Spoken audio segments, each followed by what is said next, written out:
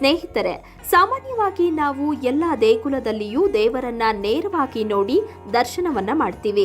ಆದ್ರೆ ಈ ದೇವಸ್ಥಾನಕ್ಕೆ ಹೋದರೆ ದೇವರ ಮೂಲ ರೂಪವನ್ನ ನೋಡಬೇಕು ಅಂದ್ರೆ ಕನ್ನಡಿಯ ಮೊರೆ ಹೋಗ್ಲೇಬೇಕು. ಬನ್ನಿ, ಹಾಗಾದ್ರೆ ದರ್ಪಣದ ಮೂಲಕ ದೇವರನ್ನ ದರ್ಶನ ಮಾಡಬಹುದಾದ ದೇವಾಲಯ ಎಲ್ಲಿದೆ, ಆ ಕ್ಷೇತ್ರದ ಮಹಾತ್ಮೆ ಏನು ಅನ್ನೋದನ್ನ ಇವತ್ತಿನ ಸಂಚಿಕೆಯಲ್ಲಿ ತಿಳಿದುಕೊಂಡು ಬರೋಣ.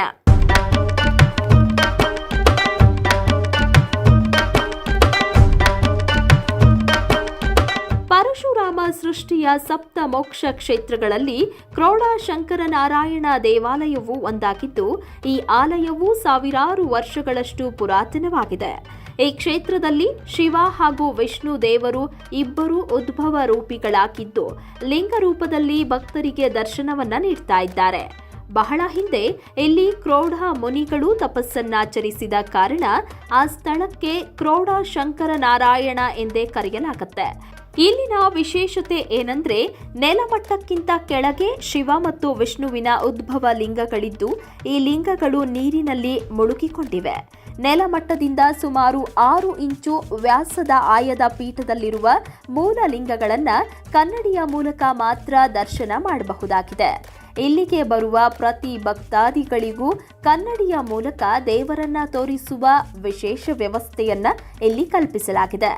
ಇಲ್ಲಿನ ಶಂಕರ ರೂಪಿ ಲಿಂಗವು ಗೋಲಾಕಾರವಾಗಿದ್ದರೆ, ವಿಷ್ಣು ರೂಪಿ ಲಿಂಗದ ನೆತ್ತಿ ಮೇಲೆ ಸಮತಟ್ಟಾಗಿದ್ದು, ಉದ್ಭವ ಲಿಂಗದ ಸುತ್ತಲೂ ಸಿದ್ಧಾಮೃತ ತೀರ್ಥವಿದೆ. ಇನ್ನು ಬೇರೆ ದೇಗುಲದಂತೆ ಈ ದೇಗುಲದಲ್ಲಿ ನಾವು ಎತ್ತರದ ಗರ್ಭಗುಡಿ, ಪಾಣಿಪೀಠ, ತೀರ್ಥ ದ್ವಾರಗಳನ್ನ ನೋಡೋಕೆ ಸಾಧ್ಯವಾಗೋದಿಲ್ಲ. ಇನ್ನು ಈ ಕ್ಷೇತ್ರಕ್ಕೆ ಬಂದು ಕಂಚುಳ್ಳಿ ಸೇವೆಯನ್ನ ಮಾಡಿಸುತ್ತೇವೆ ಅಂತ ಹರಕೆ ಹೊತ್ಕೊಂಡ್ರೆ ಮನಸ್ಸಿನ ಇಷ್ಟಾರ್ಥಗಳೆಲ್ಲವೂ ಶಂಕರನಾರಾಯಣ ಕೃಪೆಯಿಂದ ಬಹುಬೇಗ ಸಿದ್ಧಿ ಆಗುತ್ತೆ ಎಂದು ಹೇಳಲಾಗುತ್ತೆ. ಹೊಸ ಬಟ್ಟೆ ಧರಿಸಿ ಹರಿವಾಣದಲ್ಲಿ ಅಕ್ಕಿ, ತೆಂಗಿನಕಾಯಿ, ದೀಪ, ಅಡಿಕೆ, ಹೂ ಮತ್ತು ತಾಂಬೂಲವನ್ನ ಹಾಕಿಕೊಂಡು ಇವೆಲ್ಲವನ್ನ ತಲೆ ಮೇಲೆ ಹೊತ್ತುಕೊಂಡು ದೇಗುಲದಲ್ಲಿ ಹಿಮ್ಮುಖವಾಗಿ ಪ್ರದಕ್ಷಿಣೆ ಮಾಡೋದನ್ನ ಕಂಚುಳ್ಳಿ ಸೇವೆ ಎಂದು ಕರೆಯಲಾಗುತ್ತೆ. ಈ ರೀತಿ ಅಪರೂಪದ ಸೇವೆಯನ್ನ ನಾವು ಈ ದೇವಸ್ಥಾನ ಬಿಟ್ಟು ಬೇರೆಲ್ಲೂ ನೋಡೋದಕ್ಕೆ ಸಾಧ್ಯ ಇಲ್ಲ ಅಂತ ಹೇಳಬಹುದು.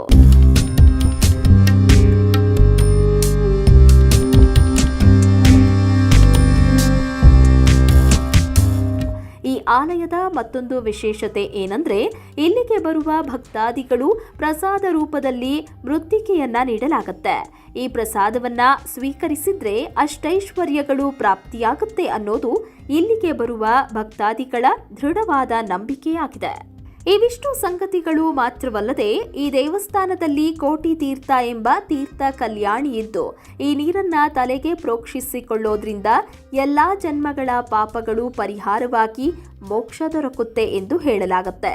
ಈ ಕ್ಷೇತ್ರದಲ್ಲಿ ಶಂಕರ ಹಾಗೂ ನಾರಾಯಣ ದೇವರ ಲಿಂಗಗಳನ್ನ ಚಿನ್ನದ ಮುಖವಾಡಗಳಿಂದ ಅಲಂಕರಿಸಲಾಗುತ್ತೆ.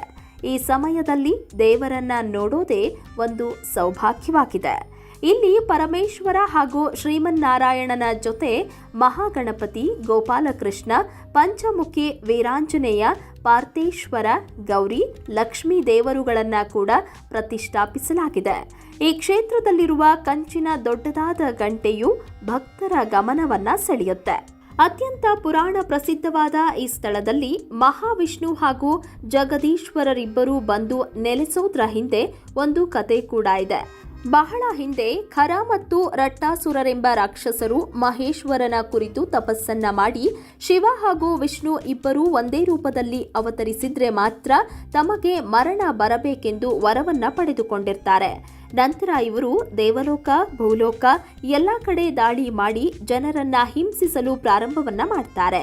ಇವರ ಉಪಟಳವನ್ನ ನೋಡಿ ಕ್ರೋಢ ಮುನಿಗಳು ಸೇರಿದಂತೆ ಲೋಮೇಶ ಮುನಿಗಳು, ಅಗಸ್ತ್ಯ ಮುನಿಗಳು, ಜಮದಗ್ನಿ ಮುನಿಗಳು, ಮಾಂಡವ್ಯ ಮುನಿಗಳು ರಾಕ್ಷಸರ ರಾಜಧಾನಿಯ 5 ಕಡೆ ಬೇರೆ ಬೇರೆಯಾಗಿ ಕುಳಿತುಕೊಂಡು ಶಿವ ಹಾಗೂ ವಿಷ್ಣುವಿನ ಕುರಿತಾಗಿ ಮಹಾನ್ ತಪಸ್ಸನ್ನಾಚರಿಸುತ್ತಾರೆ.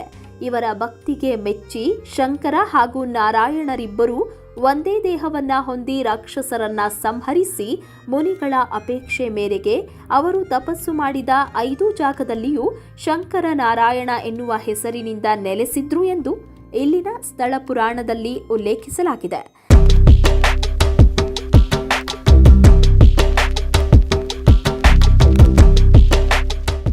ಸ್ಥಳದಲ್ಲಿ ಪ್ರತಿ ವರ್ಷ ಮಕರ ಸಂಕ್ರಾಂತಿಯ ಸಮಯದಲ್ಲಿ ದೇವರ ರಥೋತ್ಸವವನ್ನ ನಡೆಸಲಾಗುತ್ತೆ. ಶಿವರಾತ್ರಿಯಂದು ದೇವರಿಗೆ ವಿಶೇಷ ಪೂಜೆ ಪುನಸ್ಕಾರಗಳನ್ನ ಮಾಡಲಾಗುತ್ತೆ.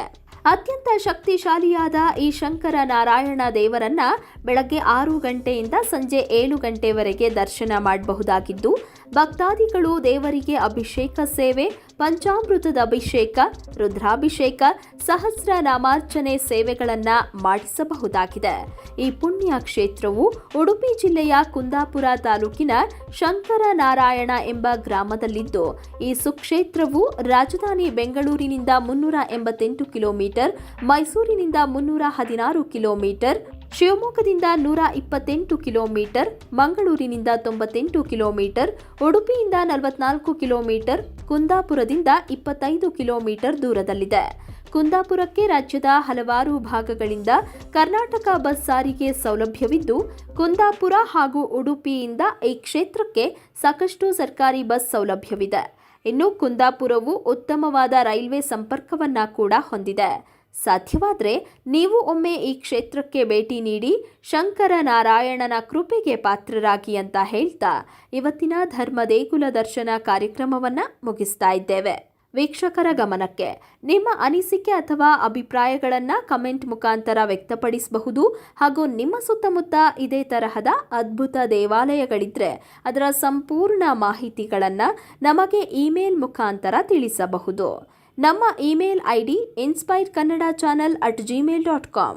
ಮುಂದಿನ ಸಂಚಿಕೆಯಲ್ಲಿ ಮತ್ತೊಂದು ವಿಶೇಷವಾದ ದೇಗುಲದ ಮಾಹಿತಿಯೊಂದಿಗೆ ನಿಮ್ಮ ಮುಂದೆ ಬರ್ತೀವಿ. ಈ ವಿಡಿಯೋ ನಿಮಗೆ ಇಷ್ಟವಾಗಿದ್ದಲ್ಲಿ ದಯವಿಟ್ಟು ನಮ್ಮ ಚಾನೆಲ್ನ ಸಬ್ಸ್ಕ್ರೈಬ್ ಮಾಡಿ ಹಾಗೂ ಬೆಲ್ ಬಟನ್ನ ಕ್ಲಿಕ್ ಮಾಡಿ. ವಂದನೆಗಳು.